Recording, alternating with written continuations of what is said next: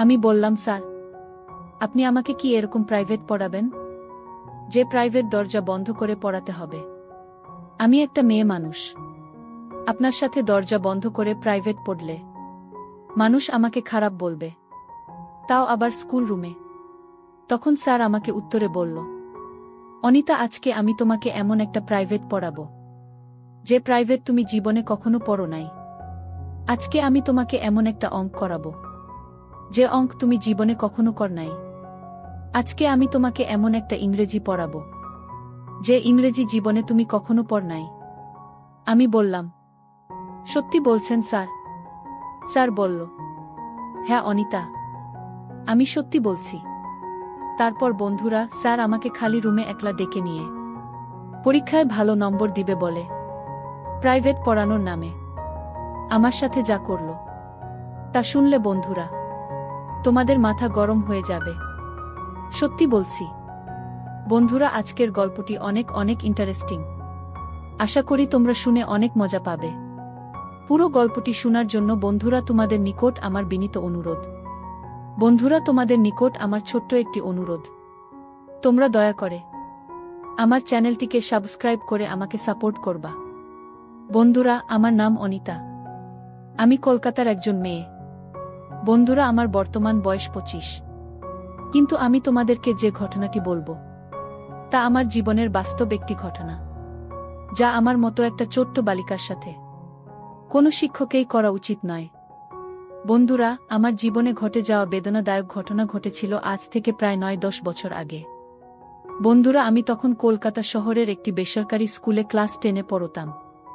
আমি তেমন ভালো ছাত্রী ছিলাম না, কারণ টিভিতে সুন্দরী প্রতিযোগিতা দেখে দেখে নিজের সুন্দর চেহারা নিয়ে গর্ব করতাম আর ভাবতাম চেহারা সুন্দর মানেই দুনিয়া আমার হাতের কাছে। তাছাড়া রাস্তাঘাটে ছেলে পেলে, স্কুলের টিচার, এলাকায় সবাই আমার দিকে তাকিয়ে থাকত। নিজেকে অনেক সেরা সুন্দরী ভেবে সব সময় সবাইকে এড়িয়ে চলতাম।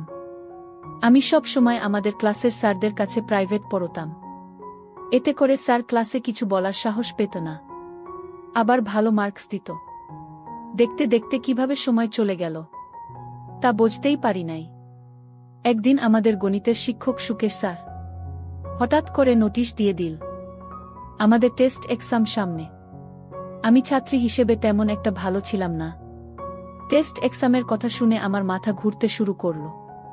মনে মনে চিন্তা করতে শুরু করলাম, কিভাবে আমি টেস্ট পরীক্ষায় এলাও হব। আমি যদি পরীক্ষায় এলাও না হতে পারি, তাহলে আমার বাবা মা অনেক কষ্ট পাবে, আর আমাকে এসএসসি পরীক্ষা দেওয়ার জন্য প্রতিষ্ঠান সুযোগ দিবে না।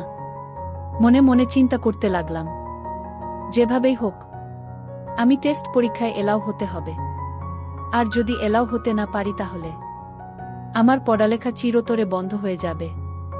আমার এই সুখের জীবন, আরাম, আয়েশ, ঘোরাফেরা, স্বাধীনতা সবকিছুই চলে যাবে। বাবা মা আমাকে অন্য কোথাও বিয়ে দিয়ে দিবে যদি আমি পরীক্ষায় পাশ না করতে পারি। গভীরভাবে চিন্তা করতে লাগলাম, কিভাবে আমি টেস্ট পরীক্ষায় এলাও হব।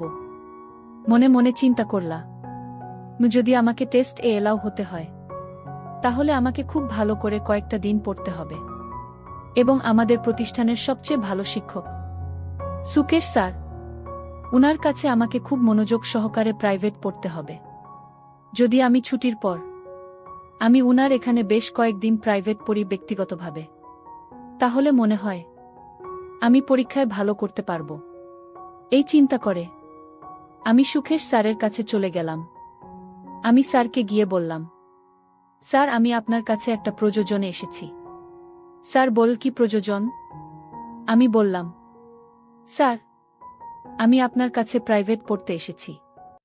স্যার, সামনে আমার টেস্ট পরীক্ষা, আর স্যার আপনি যদি আমাকে প্রাইভেট না পড়ান, তাহলে নিশ্চিত স্যার আমি ফেল করব। প্লিজ স্যার, আমাকে 1-2টা মাস সময় দিন। স্যার, আপনার পড়া ছাড়া আমি কারো পর তেমন বেশি একটা বুঝি না। আপনি আমারে অঙ্ক, ইংরেজি সব মিলিয়ে পড়াইবেন, আমি আশা করি। স্যার, আপনি যদি আমাকে পড়ান, তাহলে আমি নিশ্চিত পাশ করব। প্লিজ স্যার, আপনি আমাকে অল্প কিছুদিন সময় দিন। স্যার আমার কথা শুনে একটা মুচকি হাসি দিয়ে বললেন, অনিতা, ধৈর্য হারা হচ্ছ কেন? তুমি আমার স্কুলের ছাত্রী। তোমাকে পাশ করানো আমার নৈতিক দায়িত্ব। তুমি কোনো টেনশন করো না অনিতা। কাল থেকে তুমি আমার এখানে প্রাইভেট পড়তে আসবে। আমি তোমাকে খুব মনোযোগ সহকারে পড়াবো। কিন্তু অনিতা, তোমাকে আমি পরীক্ষায় 100% পাস করিয়ে দিব। কিন্তু আমার একটা শর্ত তোমাকে মানতে হবে। আমি বললাম, কি শর্ত স্যার? স্যার বলল, অনিতা তুমি খুব সুন্দর। আমার স্কুলের সবচেয়ে সুন্দরী ছাত্রী তুমি। যদিও আমার তোমাকে কথাটা বলা উচিত নয়, কিন্তু অনিতা, তুমি খুবই সুন্দর। তুমি যদি আমাকে একটিবার সুযোগ দেও, তাহলে যে কোনো মূল্যের বিনিময়ে আমি তোমাকে টেস্ট পরীক্ষায় পাশ করে দিব, এবং কি এসএসসি পরীক্ষায়ও ভালো রেজাল্ট করার জন্য আমি তোমাকে রাত্রে দিনে পড়াবো। তুমি শুধু আমাকে একবার।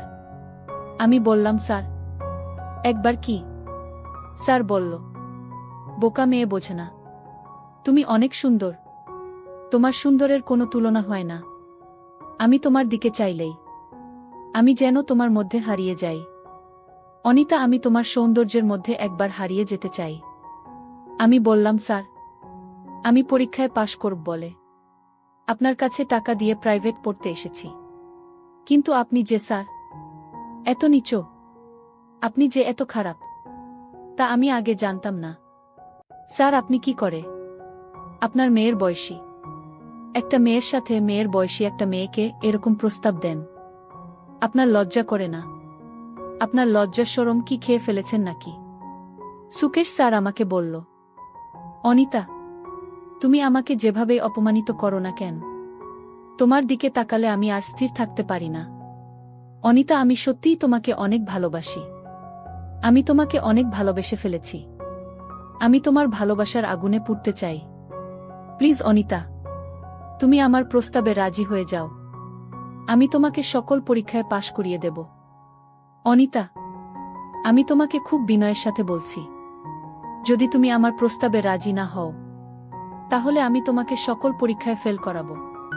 তখন কোথায় থাকবে তোমার স্বপ্ন? কোথায় থাকবে তোমার মডেলিং এর স্বপ্ন? কোথায় থাকবে তোমার বিশ্ববিদ্যালয়ের পড়ালেখার স্বপ্ন? সব ধূলিসাৎ হয়ে যাবে। তোমাকে একটা রিকশাওয়ালার হাতে তোমার আব্বু বিয়ে দিয়ে দিবে, আর তোমার পড়ালেখা চিরদিনের জন্য শেষ হয়ে যাবে। এখন তুমি বলো, তুমি যদি আমার প্রস্তাবে রাজি থাকো, তাহলে আমি তোমাকে কাল থেকে প্রাইভেট পড়াবো। আর না হলে আজকের মতো এখান থেকে চলে যাও। স্যারের মুখ থেকে এরকম ধরনের কথা শুনে আমার মাথায় যেন আসমান ভেঙে পড়ল। যেখানে আমার বয়স মাত্র 15 কিংবা 16 হবে, সেখানে 45 থেকে 50 বছরের একটা বুড়ো লোকের খারাপ নজর পড়েছে। তাও আবার সে আমার স্কুলেরই একজন শিক্ষক। বন্ধুরা বয়স অল্প হওয়াতে তখন আমি সঠিক সিদ্ধান্ত নিতেই ভুল করেছিলাম। স্যারের পাতানো ফাঁদে আমি পা দিয়ে ফেলেছিলাম। রাজি হয়ে গিয়েছিলাম স্যারের সাথে একান্তে প্রাইভেট পড়ার নামে নতুন কিছু করতে। তারপর বন্ধুরা, স্যার আমাকে বলল, অনিতা আজকে স্কুল ছুটির পর তুমি আমার রুমে চলে এসো। আজ থেকে তোমার প্রাইভেট শুরু। আজকেই তোমাকে বুঝিয়ে দিব নতুন কিছু অঙ্কের নিয়ম, যে অঙ্ক তুমি কোনোদিন করো নাই। তুমি যদি এইভাবে অঙ্ক করতে পারো, তাহলে পরীক্ষায় নিশ্চিত পাশ করবে। আমি বললাম, আচ্ছা ঠিক আছে স্যার।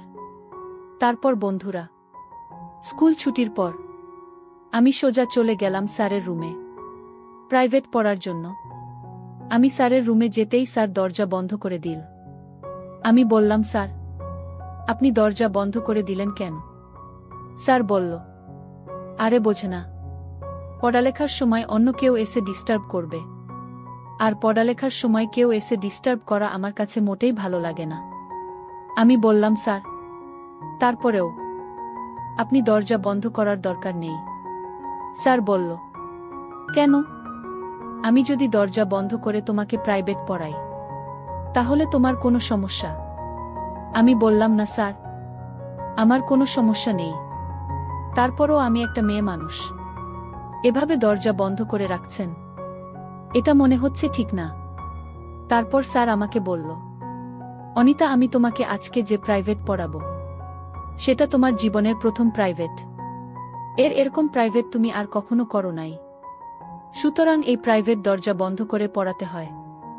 আমি বললাম, স্যার, আপনি আমাকে কি এরকম প্রাইভেট পড়াবেন যে প্রাইভেট দরজা বন্ধ করে পড়াতে হবে? আমি একটা মেয়ে মানুষ।